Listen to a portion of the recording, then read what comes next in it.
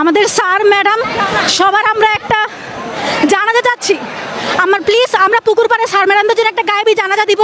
আপনারা যারা থাকেন প্লিজ আইসেন। আমাদের দরকারে আমাদের টিচাররা ছিল না, আমাদের যখন হলের মেয়েদের মেরে বের করা হয়েছে আমাদের টিচাররা ছিল না।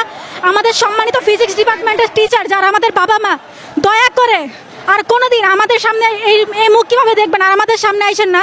আমরা আমাদের শিক্ষকদের একটা গায়েবী জানাজা চাই প্লিজ। ইডেনের প্রত্যেকটা ডিপার্টমেন্টের আমরা একটা করে গায়েবী জানাজা চাই। আমরা পুকুর পাড়ে একটা গায়েবী জানাজা দিব। যতগুলো মানুষ হবে প্রত্যেকের জিলাপির ব্যবস্থা আমি করব। গতকালকে সম্ভবত ইডেনের আপুদের বুকে ওরা হাত দিছে, গত পরশুদিন কি তার আগের দিনে ঘটনা ছাত্রলীগ। এই সাহস ছাত্রলীগ কোথায় পায়?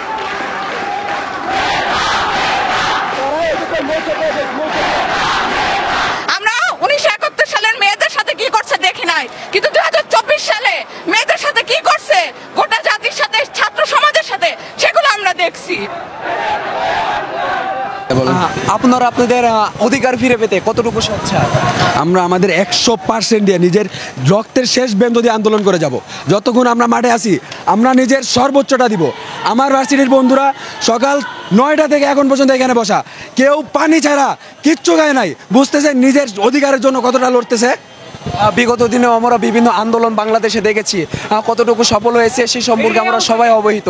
সো এই আন্দোলন কত সফল হবে না কেন? অবশ্যই হবে। সফল না হওয়া পর্যন্ত আমরা মাঠ ছাড়বো না।